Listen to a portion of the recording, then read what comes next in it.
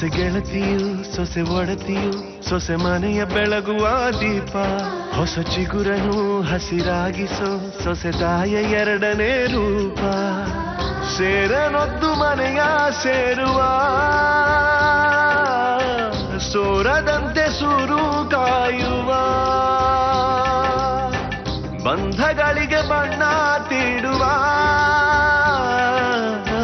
ಕನಸುಗಳಿಗೆ ಕಣ್ಣ ನೀಡುವ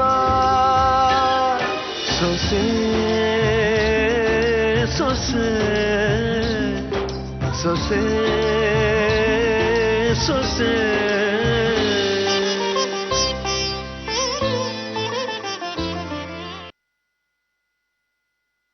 ಸದ್ಯಕ್ಕೆ ಇದು ಓನರು ನಾನು. ಅದು ಕೇವಲ ಸದ್ಯಕ್ಕೆ.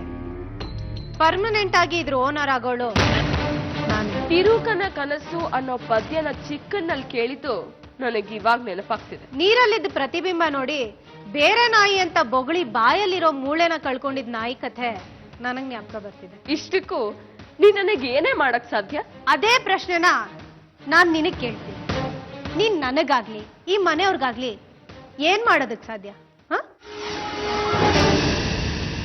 ನೀನ್ ಇಲ್ಲಿರೋದು ನನ್ನ ಹೆಸರು ಹೇಳ್ಕೊಂಡು, ನಿನಗೆ ಈ ಮನೇಲಿ ಜಾಗ ಸಿಕ್ಕಿರೋದು ನನ್ನ ತಾಯಿನ ನಿನ್ನ ತಾಯಿ ಅಂತ ಹೇಳ್ಕೊಂಡಿರೋದಕ್ಕೆ. ಈಗ ಇಡೀ ಆಸ್ತಿ ನಿನ್ನ ಹೆಸರಲ್ಲಿದೆ ಅಂತ ನೀನ್ ಅನ್ಕೊಂಡ್ರು ಅದಿರೋದು ನನ್ನ ಹೆಸರಲ್ಲಿ. ಗಾಯತ್ರಿ, ನಿಜವಾದ ಗಾಯತ್ರಿಗೆ ಈ ಆಸ್ತಿ ಸೇರುತ್ತೆ, ಅದು ಸತ್ಯ. ನೀನ್ ಅಂಜಲಿ ಅಂತ ಪ್ರೂವ್ ಮಾಡಕ್ಕೆ ಒಂದೇ ಒಂದು ಸಾಕ್ಷಿನ ನಾನು ತಂದು ಬಿಸಾಕಿದ್ರೆ ಸಾಕು, ನಿನ್ನ ಚಾಪ್ಟರು ಕ್ಲೋಸ್.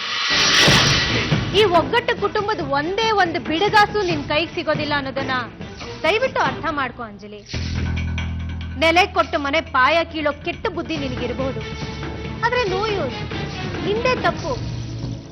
ಇಡೀ ಆಸ್ತಿ ನಿಂದು ಮಾಡ್ಕೊಳ್ಳೋದಕ್ಕೆ ನೀನ್ ಬಳಸಿರೋದು ಗಾಯತ್ರಿ ಅನ್ನೋ ಹೆಸರನ್ನ. ನಿಜವಾದ ಗಾಯತ್ರಿ ಯಾರು? ನಾನು. ಸೊ ಇಡೀ ಆಸ್ತಿ ಯಾರಿಗೆ ಸೇರುತ್ತೆ? ನನಗೆ. ನೋಡು ಅಂಜಲಿ, ನಿಜಕ್ಕೂ ನನಗೆ ನಿನ್ ಮೇಲೆ ಯಾವ ದ್ವೇಷನೂ ಇಲ್ಲ.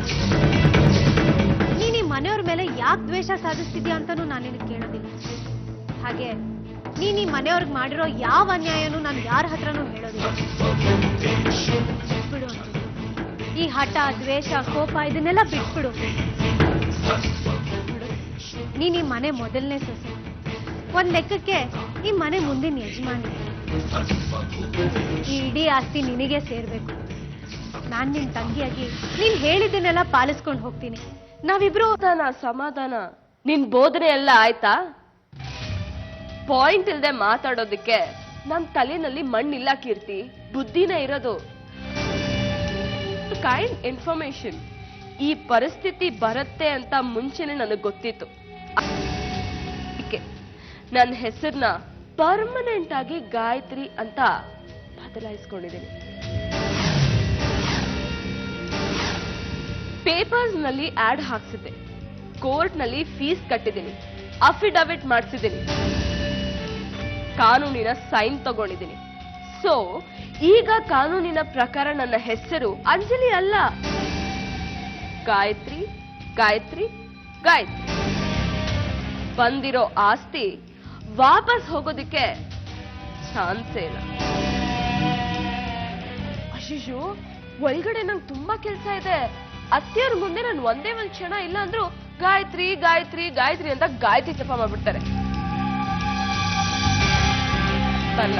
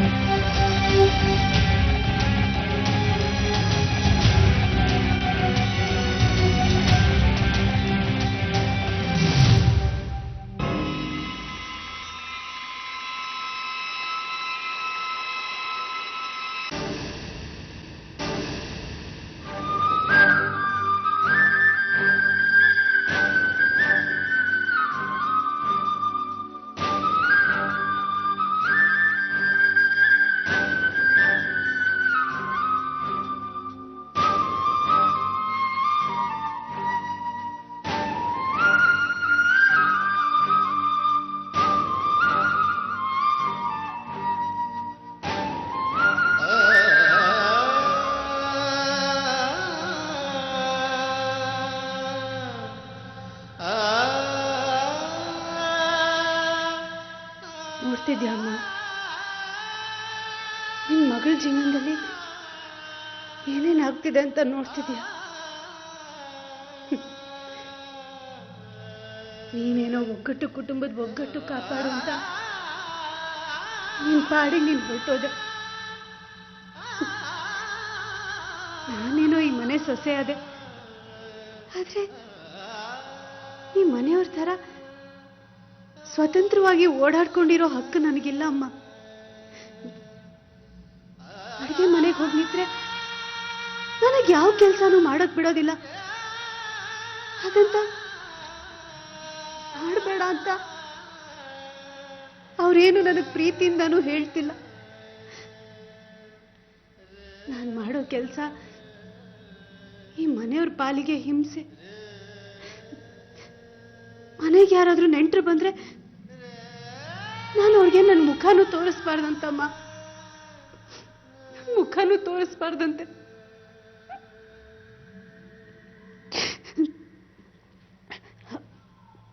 ಹಾಗಂತ ನೀನೇನು ಯೋಚನೆ ಮಾಡ್ಬೇಡಮ್ಮ.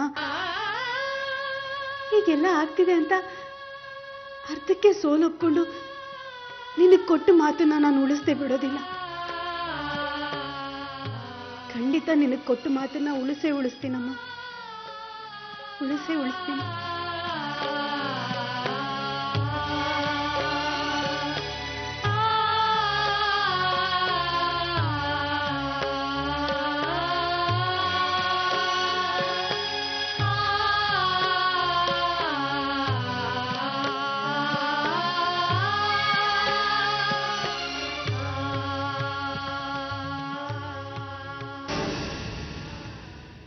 ಏನಾಯ್ತು? ಏನೂ ಇಲ್ಲ. ಏನು ಇಲ್ದಿದ್ರೆ ಸ್ಮೈಲ್ ಅಲ್ಲಿ ಸೀರಿಯಸ್ನೆಸ್ ಯಾಕೆ ಸೇರ್ಕೋತಿತ್ತು? ಅದು ಸ್ವಲ್ಪ ಸುಸ್ತಾಗಿತ್ತು. ಸುಸ್ತು ಯಾಕಾಯ್ತು? ಏನಾದ್ರು ಕೆಲಸ ಮಾಡಿದ್ಯಾ? ರೂಮ್ನಲ್ಲೇ ರಾಣಿ ತರ ಕೂತಿದ್ದೆ. ಅಂದ್ರೆ ಇನ್ನು ನಮ್ಮನೆಯವ್ರು ನಿನ್ನ ಯಾವ ಕೆಲಸನೂ ಮಾಡಕ್ ಬಿಡದೆ ಸುಖವಾಗಿ ನೋಡ್ಕೋತಿದ್ದಾರೆ. ಆ ಸುಖದಿಂದ ಎಷ್ಟು ನೋವಿರುತ್ತೆ ಅನ್ನೋದು ನನಗೆ ಗೊತ್ತು ಕೀರ್ತಿ. ಊಟ ಮಾಡಿದ್ಯಾ? ನಿಜ ಹೇಳು. ಆಗ್ಲೇ ಆಯ್ತು. ನಿಮ್ ಮನೆಯವ್ರಿಗೆ ನನ್ ಮೇಲೆ ಏನೇ ಬೇಜಾರಿದ್ರು ಊಟದ ಟೈಮಿಗೆ ಊಟ ಮಾಡದೆ ಹೋದ್ರೆ ಬೈದ್ ಬಿಡ್ತಾರಷ್ಟೇ. ಇಲ್ಲ, ನನ್ಗೆ ಯಾಕೋ ನಂಬಿಕೆ ಬರ್ತಿಲ್ಲ. ಇಲ್ಲ ರಾಘವ್, ಪ್ರಾಮಿಸ್ ಆಯ್ತು. ಓಕೆ, ನೀನ್ ಊಟ ಮಾಡಿದ್ರು ಪರವಾಗಿಲ್ಲ, ನನ್ನ ಜೊತೆ ಒಂದು ತುತ್ತು ತಿನ್ನು, ತಗೊಂಡ್ಬರ್ತೀನಿ. ರಾಘವ್,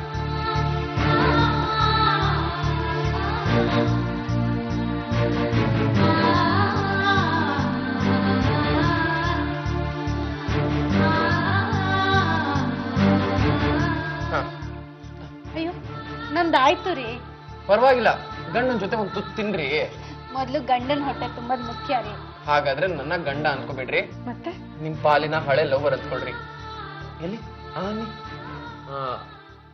ಇದು ನನ್ ತುತ್ತು, ಇದು ನಿನ್ ತುತ್ತು. ಯಾಕ್ರಿ ಕಣ್ಣೀರು? ಮನೇಲಿ ಯಾರಾದ್ರೂ ಏನಾದ್ರು ಅಂದ್ರ? ಮತ್ತೆ ಯಾಕೆ ಕಣ್ಣೀರು? ದೇವ್ರು ನನಗೆ ನಿಮ್ಮಂಥ ಒಳ್ಳೆ ಗಂಡನ್ ಕೊಟ್ಟಿದ್ದಾನಲ್ಲ, ಆ ಖುಷಿಗೆ. ಸಂಸಾರದಲ್ಲಿ ಎಂಥ ಕಷ್ಟ ಬಂದ್ರು ಒಂದು ಹೆಣ್ಣು ಅದನ್ನ ಎದುರಿಸ್ತಾಳೆ, ಸಂಭಾಳಿಸ್ತಾಳೆ, ಸಾಧಿಸ್ತಾಳೆ.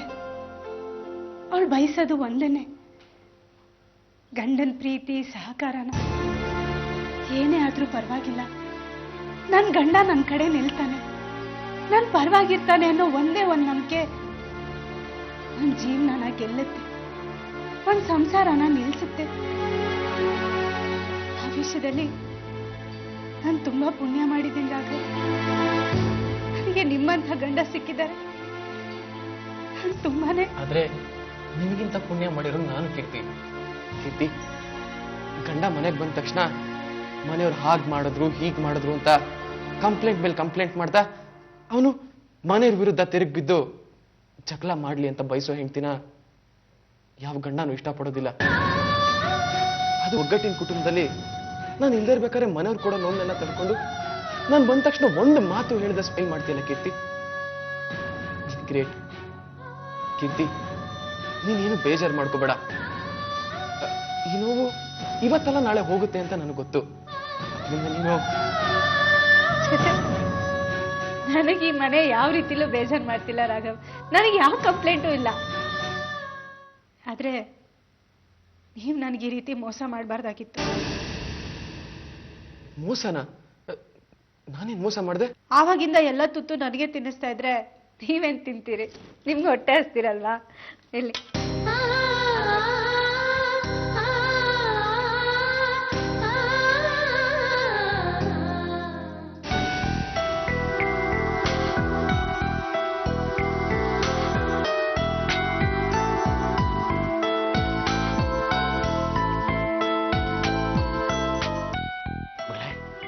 ಹೇಗಿದ್ಯಾ ಮಗಳೇ? ನೀನ್ ಫೋನಲ್ಲಿ ಮಾತಾಡಿದ ರೀತಿ ನೋಡಿ ನನ್ನ ಅದೇ ಬಾಯಿಗೆ ಬಂದ್ಬಿಡ್ತು. ಬಾಯಿಗೆ ಬಂದಾಗ ಮಾತಾಡೋರ್ ಮಾತನ್ನೆಲ್ಲ ಕೇಳಿದಕ್ಕೆ ಈಗ ನನ್ನ ಪರಿಸ್ಥಿತಿನೂ ಹಾಗೆ ಆಗಿದೆ ಅಪ್ಪ. ಏನಾಯ್ತಮ್ಮ? ಅಲ್ಲ, ನಿನಗಿದ್ದಿದ್ದ ಸಮಸ್ಯೆ ಆ ಪಿಂಡಿದ 4 ಎಕರೆ ಜಾಗದ್ದು. ಅದನ್ನ ನಮ್ಮ ಮನೆಯವ್ರು ಕೊಡ್ಬೇಕಾಗಿತ್ತು. ನಿನ್ ಗಂಡ ಅದನ್ನ ಅವ್ರ ಬಾಸಕ್ಕೆ ಕೊಡಿಸ್ಬೇಕಾಗಿತ್ತು. ಆದ್ರೆ ಅದನ್ನೇ ಹೇಳ್ತೀನಿ ಕೇಳಪ್ಪ. ಇದ್ದಿದ್ದು ಅದು ಒಂದೇ ಸಮಸ್ಯೆ. ಆ ಸಮಸ್ಯೆನ ಚೆನ್ನಾಗಿ ಯೂಸ್ ಮಾಡ್ಕೊಂಡಿದ್ ಮಾತ್ರ ಬೇರೆಯವಳು. ಬೇರೆಯವಳು ಅಂದ್ರೆ ಆ ಕೀರ್ತಿ ಅಪ್ಪ. ಆ ಭೂಮಿ ಬೇಕು ಅಂತ ನನ್ ಗಂಡನ್ ಬಾಸು ಅವ್ರ ಮೇಲೆ ಒತ್ತಾಯ ಹಾಕೋಕ್ ಶುರು ಮಾಡಿದ್ರು. ಆಮೇಲೆ ನನ್ ಗಂಡನ್ ಮಧ್ಯೆ ಒಂದಿಷ್ಟು ಜಗಳ ಮಾತುಕತೆ ಶುರುವಾಯ್ತು. ಅದೇ ಕಾರಣದಿಂದ ನಾನು ಮನೆ ಬಿಟ್ಟು ಆಚೆ ಬಂದಾಗ ದಾರಿಲಿ ಕೀರ್ತಿ ಸಿಕ್ಕಿದ್ರು. ನಾನು ನನ್ನ ಕಷ್ಟನೆಲ್ಲ ಹೇಳ್ಕೊಂಡೆ. ಆಗ ಅವಳು ಯೋಚನೆ ಮಾಡಬೇಡ, ನಾನೆಲ್ಲ ಸರಿ ಮಾಡ್ತೀನಿ ಅಂತ ಹೇಳಿ ನನ್ನನ್ನು ಕರ್ಕೊಂಡೋಗಿ ಅವಳ ಜೊತೆನೆ ಇಟ್ಕೊಂಡ್ಲಪ್ಪ. ಅಳಿಯಂದ್ರ ಹತ್ರ ಮಾತಾಡೋದು, ನಿನ್ನ ಬದುಕನ್ನು ಸರಿ ಮಾಡೋದು, ಇದ್ಯಾವುದನ್ನು ಅವಳು ಮಾಡ್ಲೇ ಇಲ್ಲ. ಏನ್ ಮಾಡಿದ್ಲೋ ಏನೋ ಒಂದು ಗೊತ್ತಿಲ್ಲ ಅಪ್ಪ. ಅವ್ರ ಬಾಸ್ ಹತ್ರ ಮಾತಾಡ್ತೀನಿ ಅಂತ ಒಂದ್ಸಲ ಹೋದ್ಲು, ಚೇತನ್ ಮನ್ಸನ್ನ ಬದಲಾಯಿಸ್ತೀನಿ ಅಂತ ಒಂದ್ಸಲ ಹೋದ್ಲು. ಏನಾಯ್ತು ಏನಾಗ್ತಿದೆ ಅಂತ ಕೇಳ್ದಾಗೆಲ್ಲ ನನ್ ಜೀವನನ ಒತ್ತೆ ಇಟ್ಟಾದ್ರೂ ಸರಿ ನಿನ್ ಜೀವನನ ಸರಿ ಮಾಡ್ತೀನಿ ಅಂತ ಹೇಳ್ತಾ ಇದ್ಲು. ಒಂದಿನ ನಾಳೆಯಿಂದ ನಿನ್ ಜೀವನ ಸರಿ ಹೋಗುತ್ತೆ ಅಂತ ಮನೆಯಿಂದ ಆಚೆ ಹೋದವಳು ಮತ್ತೆ ಬಂದಿದ್ದು ರಾಘವನ್ ಜೊತೆ. ಅದು ಅವರಿಬ್ರು ಮದ್ವೆ ಆಗಿ. ಸರಿ ಹೋಗಿದ್ದು ಅವಳ ಜೀವನ ಅನ್ನೋ? ಹೌದಪ್ಪ. ಆಮೇಲೆ ಮನೆಗ್ ಬಂದವಳು ಆಡಿದ್ದು ಬಣ್ಣದ ಮಾತುಗಳೇ. ಏನೋ ಮಾಡೋದಕ್ಕೆ ಹೋಗಿ ಏನೋ ಆಗೋಯ್ತು.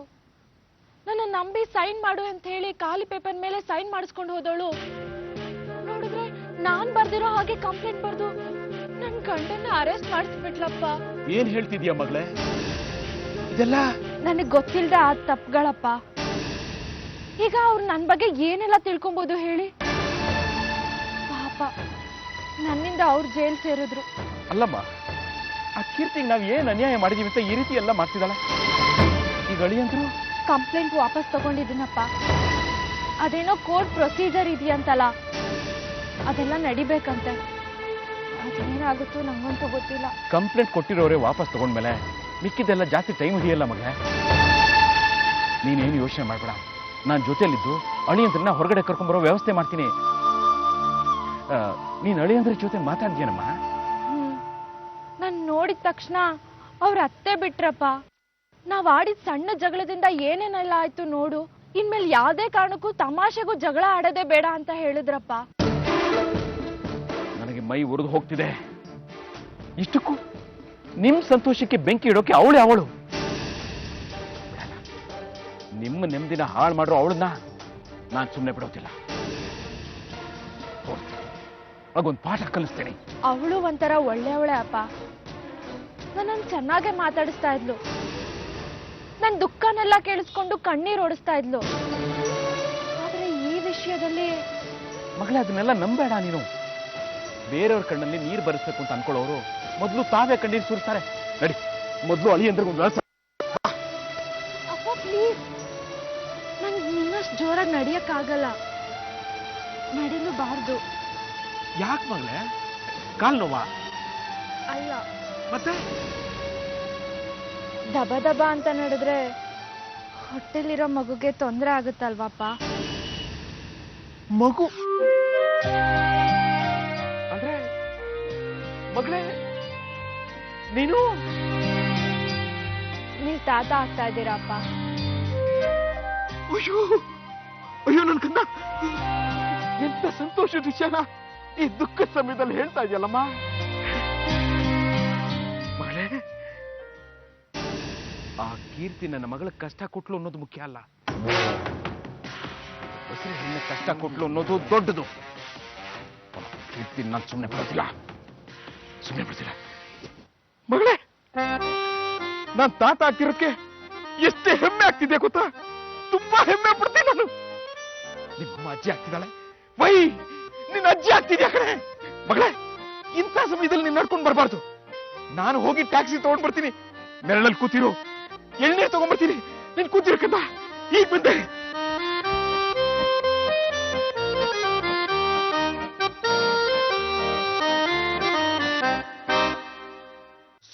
مشين صحيح قالوش الموقع من رغلين هيلك مشهور النهمك مقور النار ومكبوم النار. ಅದನ್ನ ಮಾತಾಡೋದು ಬಿಟ್ಟು ಸುಮ್ಮನೆ ಈಗ ಓಡಾಡ್ತಿದ್ರೆ ಪ್ರಾಬ್ಲಮ್ ಸಾಲ್ವ್ ಆಗೋದಿಲ್ಲ ಕಣ. ಅಣ್ಣಾಜಿ, ಅದು ಹಾಗಲ್ಲ ಅಣ್ಣಾಜಿ. ಕ್ಲಿಯರ್ ಆಗಿರೋ ವಿಷಯದ ಬಗ್ಗೆ ಕ್ಲಾರಿಟಿ ಇಲ್ಲದೆ ಹೋದ್ರೆ ನಾಳೆ ಅದು ನಮಗೆ ಉಲ್ಟಾ ಹೊಡೆಯುತ್ತೆ. ಯಾಕೆ ಸರ್ ಹಾಗೆ ಮಾತಾಡ್ತಿದ್ದೀರಾ? ಕ್ಲಾರಿಟಿ ಬಂದ್ಮೇಲೆ ವಿಷಯಗಳು ಕ್ಲಿಯರ್ ಆಗೋದಲ್ವಾ? ಇದ್ದಕ್ಕಿದ್ದ ಹಾಗೆ ಸಮಸ್ಯೆಗಳು ಸಾಲ್ವ್ ಆದಾಗ ಅದನ್ನ ದೇವರ ಆಶೀರ್ವಾದ ಅಂದ್ಕೊಂಡು ಜನ ಸುಮ್ಮನಾಗ್ಬಿಡ್ತಾರೆ.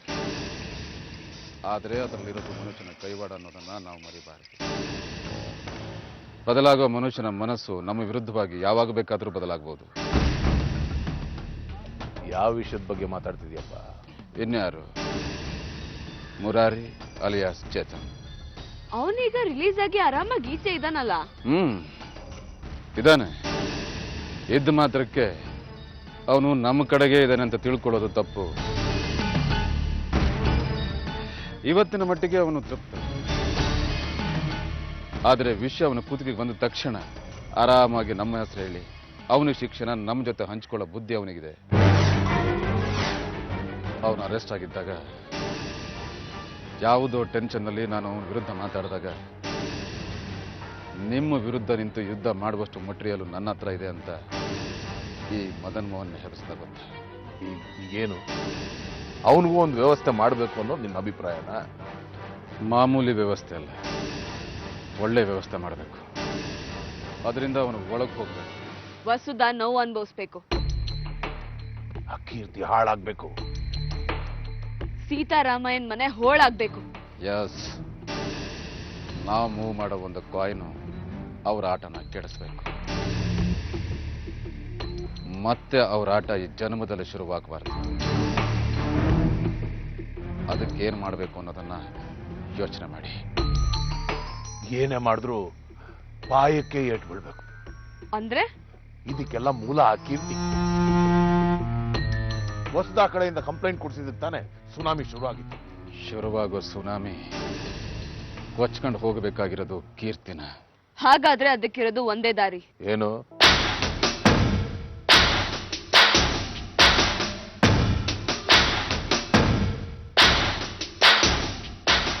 ವಸುದನ್ ಮಗು ಹೊಟ್ಟೆಲೆ ಸಾಯ್ಬೇಕು.